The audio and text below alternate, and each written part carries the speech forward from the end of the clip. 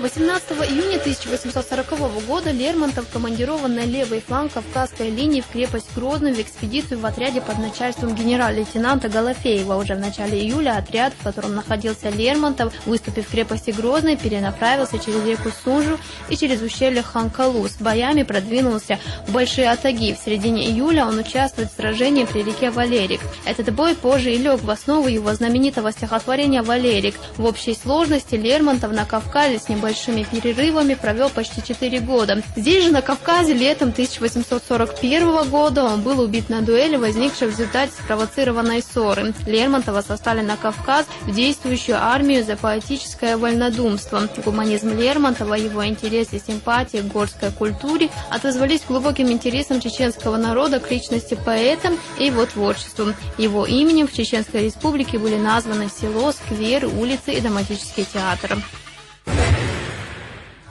17 июня 1865 года первая партия чеченских переселенцев прибывает на русско-турецкую границу у Хазапинской заставы. Чуть ранее, в апреле 1865 года, первые 500 чеченских семей, спровоцированные царскими агентами, выступили с инициативой переселения в единоверную Турцию. С подачи властей организатором переселения выступил осетин Муса Кундухов, который под этот проект тайно получил от властей крупные денежные средства. В течение нескольких лет в общей сложности было переселено около 5000 чеченских семей, земли которых правительство впоследствии отобрало в казну. В сентябре 1868 года, после лишения и мытарств, обманутые переселенцы предпринимают отчаянную попытку пересечь границу и вернуться на родину. Однако восстание было жестоко подавлено османской армией.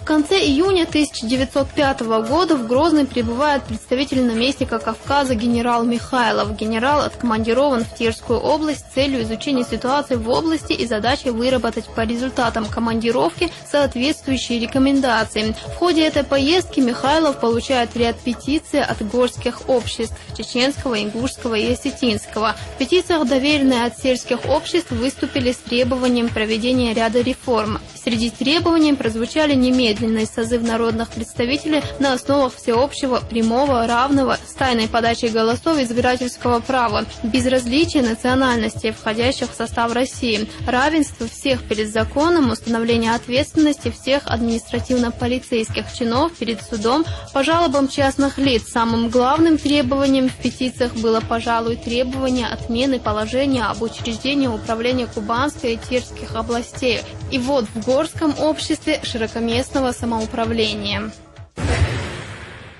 12 июня 1917 года чеченские части дикой дивизии, вернувшиеся с Первой мировой войны в Чечню, захватили город Грозный. Все началось банально и просто. В Грозном было спровоцировано убийство нескольких всадников и офицера чеченского полка дикой дивизии. Вечером несколько сот чеченских всадников разграбили и подожгли новогрозненские нефтепромыслы, которые горели 18 месяцев. Кавказская туземная конная дивизия, или, как ее называют в исторических документах, дикая дивизия, одна из элитнейших частей русской армии, сформированной 23 августа 1914 года из добровольцев, уроженцев Северного и Южного Кавказа и Закавказья, народы которых по законодательству Российской империи не подлежали военному призыву. Дивизию составляли 3 бригады из 6 кавказских туземных конных полков. Первая бригада из Кабардинского и 2-го Дагестанского полков, 2-я из Чеченского и Азербайджанского и 3-я бригада из Черкесского и Ингушского полков.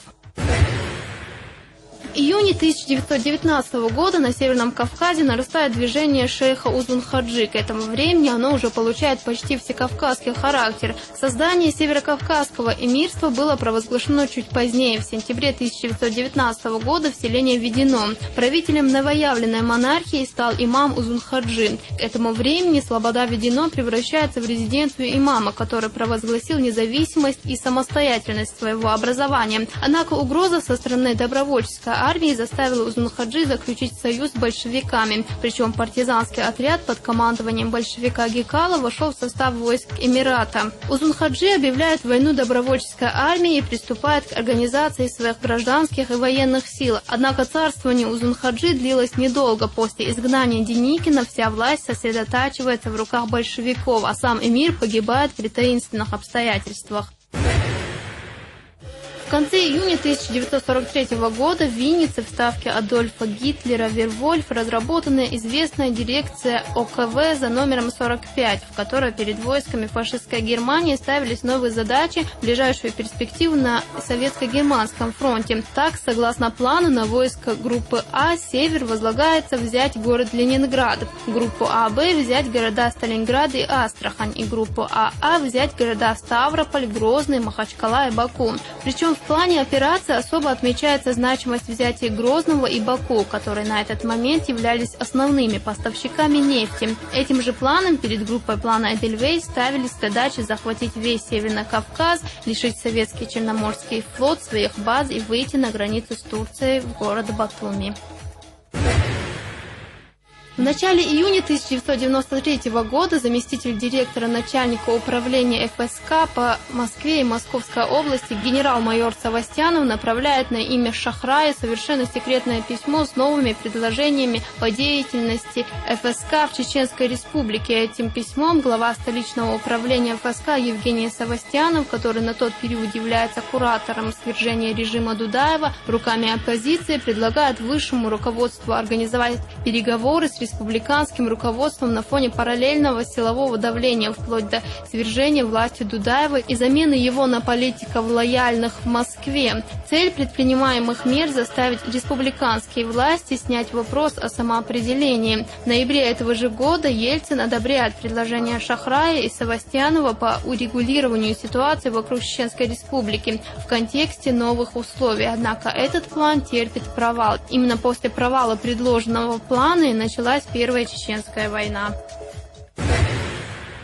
14 июня 2000 года Ахмад Кадыров назначается главой администрации Чеченской Республики. Противники этого назначения называют это решение ошибкой. Сторонники настаивают на том, что Кадыров способен объединить народы республики и поставить заслон экстремистскому ваххабизму. Буквально через несколько дней после своего назначения глава администрации выступает с заявлением, в котором призывает членов незаконных вооруженных формирований сложить оружие и вернуться к мирной жизни. Этот призыв по существу стал прелюдией нескольких амнистий, которые позволили вернуть к мирной жизни более 7 тысяч бывших членов НВФ. Первый президент Чеченской Республики Ахмад Хаджи Кадыров был яркой фигурой чеченской политики и истинным вождем своего народа. На родине он имел огромный авторитет и снискал уважение даже у самых злейших врагов.